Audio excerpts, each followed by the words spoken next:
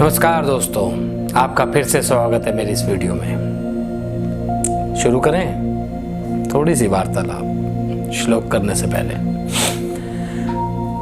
आज एक ऐसी कथा या ऐसा ज्ञान मैं आपको देने जा रहा हूँ जो कि मैंने पढ़ा, मेरा पर्सनल ज्ञान नहीं है, पढ़ के ढूंढ ढांड के मैंने आपके लिए लेके आया हूँ। आपको ज्ञात होगा खाटू श्याम भगवान के बारे में। खाटू श्याम कौन है, क्या है, उनके पीछे की कथा क्या है?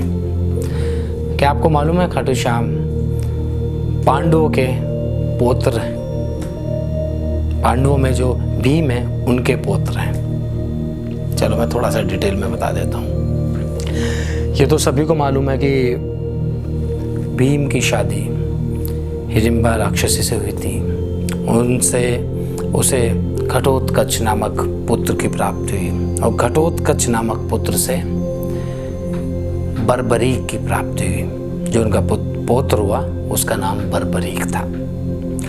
तो ये महाभारत के युद्ध के समय की कहानी है कि जब युद्ध हो रहा था, ऑब्वियसली जब घटोत्कच गए या ऑब्वियसली बर्बरीक को भी युद्ध में जाना था, पर बर्बरीक की एक थोड़ी सी एक अलग तरह की नेचर थी। वो उसी साइड से युद्ध लड़ना चाहते थे जो साइड दुर्बल होगी, कमज़ोर होगी।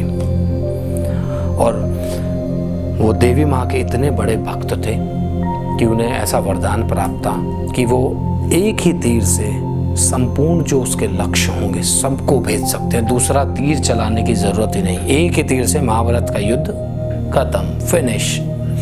तो वो बढ़ चले कुरुक्षेत्र की ओर कि भाई जाना है, जो दुर्बल होगा मैं उसका साथ दूंगा।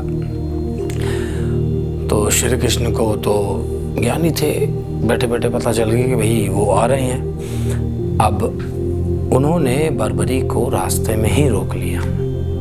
अब श्री कृष्ण का ऑरा ही इतना अच्छा है कि वो सामने मिले, हे वत्स तुम्हारा नाम क्या है? उन्होंने कहा बर्बरीक। कहाँ जा रहे हो? उसने कहा कि ऐसे ऐसे युद्ध है कुरुक्षेत्र में, मैं वहाँ जो भी सेना दुर्बल होगी मैं उसके साइड से युद्ध लड़ूंगा।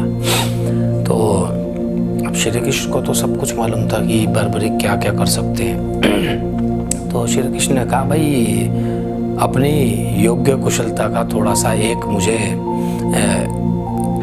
क्या कहते हैं एग्जाम्पल दो, मैं तभी मानूं। तो बर्बरीक तो एक दानी और बहुत ही down to earth kind of person थे। तो उन्होंने कहा ठीक है मैं आपको देता हूँ, इसका एक आपको एग्जाम्पल देता हूँ उस तरह का। तो बोलिए आप क्या चाहते हैं? श्री कृष्ण ने कहा कि ये जो वृक्ष है, इस वृक्ष के सारे पत्ते एक ही बाण से भेज सकते हो? उसने कहा हाँ, परंतु एक पत्ता जो जमीन पे था, श्री कृष्ण ने एक पत्ता तोड़कर श्री कृष्ण ने अपने पैरों के नीचे दबा लिया। अब बर्बरीक ने बाण चलाया, सारे के सारे पत्ते एक ही बाण से भेद दिए। जो पत्ता श्री कृष्ण के पैरों के नीचे था, बाण जाकर वहां रुक गया।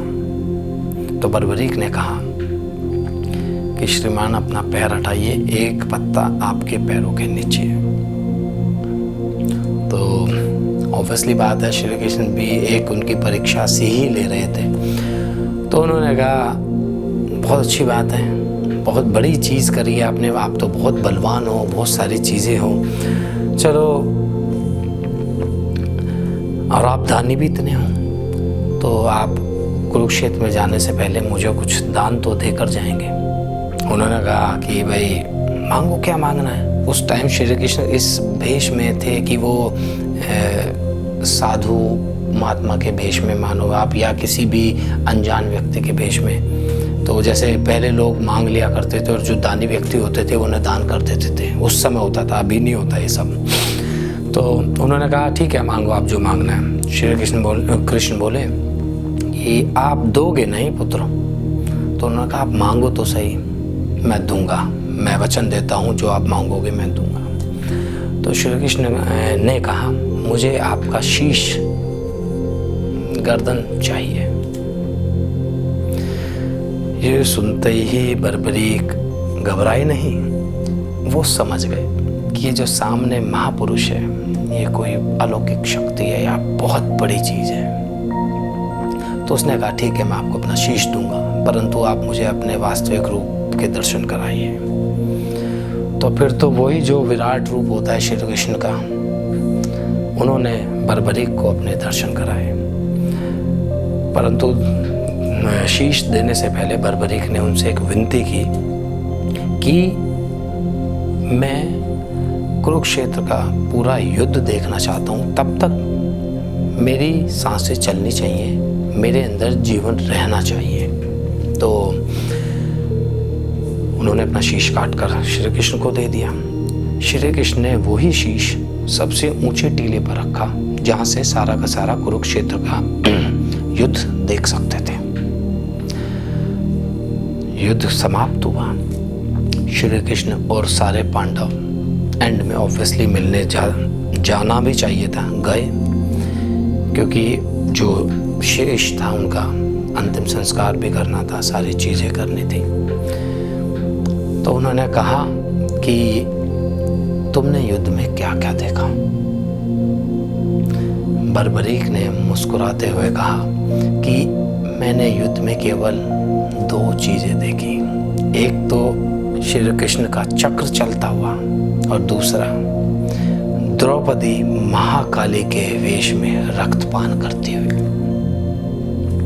सिंपल सा इसका भावार्थ यह है कि जो सब हो रहा था वो श्री कृष्ण के ही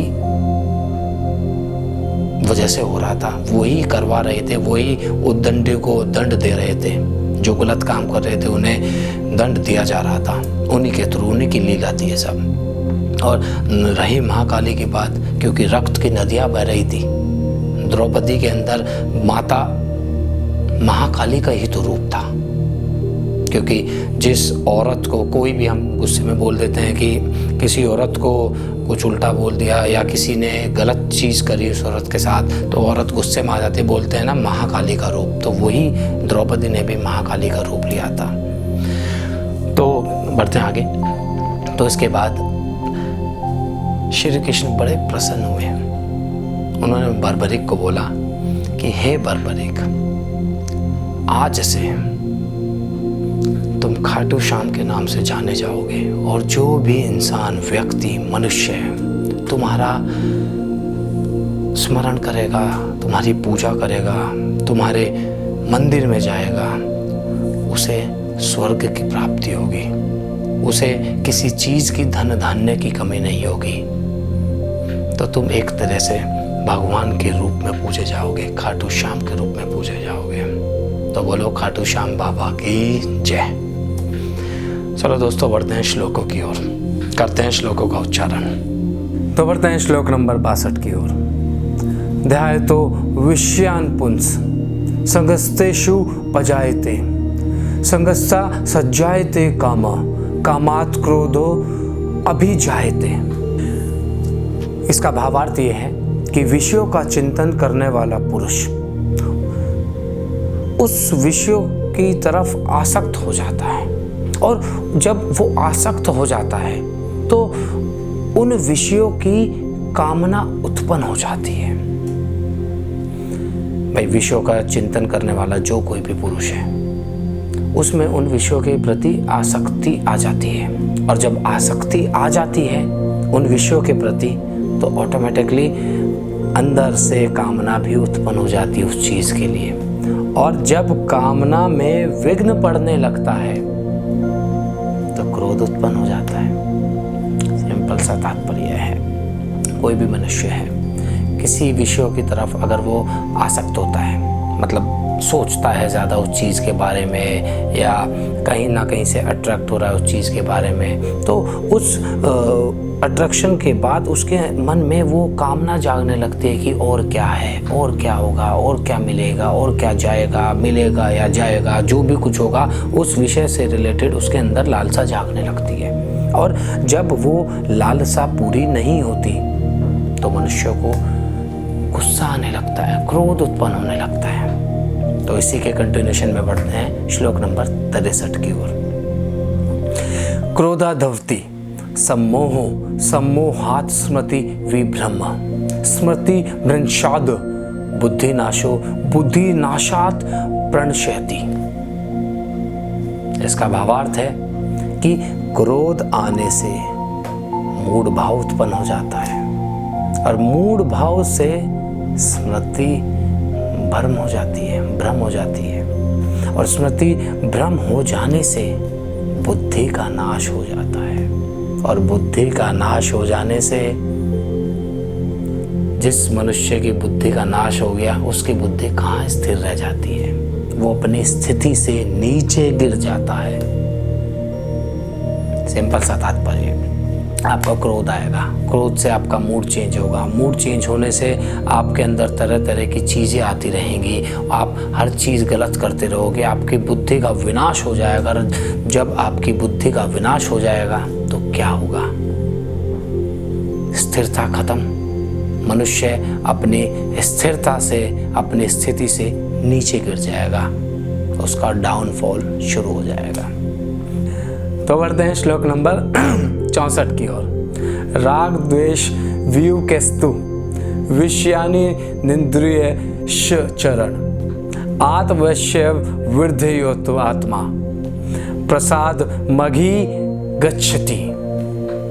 थोड़ा टफ था पढ़ने में, परंतु इसका भावार्थ आपको बता देता हूँ कि जो भी साधक, जो भी मनुष्य अपनी इंद्रियों को अपने अधीन कर लेता है, अंतःकरण कर लेता है, अपने विषय राग द्वेष से रहित इंद्रियों द्वारा विषय में विचरण करता हुआ, मतलब वो राग और द्वेष से रहित विषयों में जो विचरण करता है, अंत में अंतःकरण की प्रसन्नता को प्राप्त करता है।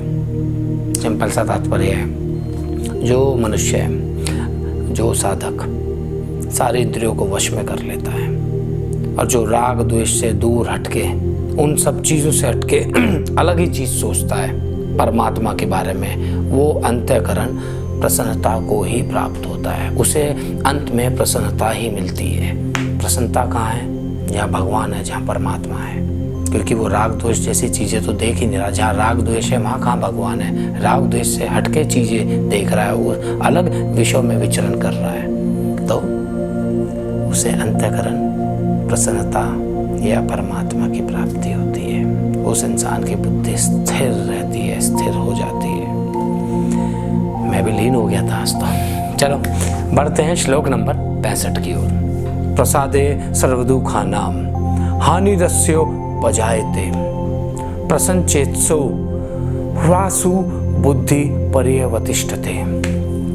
इसका भावार्थ ये है कि अंतःकरण की प्रसन्नता को प्राप्त करके, जो प्रसन्नता प्राप्त होती है ना अंतःकरण की, उस प्रसन्नता को प्राप्त करके संपूर्ण दुखों का अभाव हो जाता है, यानी कि संपूर्ण दुख खत्म हो जाते हैं, समाप्त हो जाते हैं।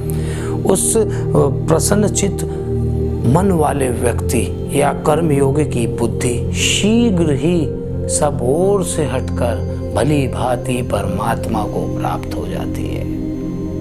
जिससे पहले श्लोक में था उसी के जैसा कंटिन्यूएशन में ये भी है कि जब प्रसन्न हो जाएगा अंतःकरण में व्यक्ति, संपूर्ण दुखों का अभाव हो जाएगा, मतलब सब दुखों से दूर हट जाएगा, उसके बारे में नहीं सोचेगा, हमेशा प्रसन्न रहेगा। ऐसे कर्मयोगी की बुद्धि शीघ्र ही सब ओर से हटकर परमात्मा की ओर चली जाती है, परमात्मा में लीन हो जाती है। ऑलमोस्ट हर श्लोक में यही परमात्मा को मिलने का या मिलाने का जो भी एंड में उद्देश्य है भगवान का, वो ही बता रहे हैं कि ये सब चीज़ें करोगे तो परमात्मा की प्राप्ति होगी, स्थिर बुद्धि रहेगी तो परमात्मा ही मिलेंगे, भगवान मिलेंगे। तो दोस्तों आज के लिए इतना ही, काफ़ी श्लोक कर लिया आज भी मैंने, और थोड़ा सा आज मैं डूब के श्लोक कर रहा था आपके सामने। तो मिलेंगे अगली वीडियो में, तब तक के लिए राधे राधे।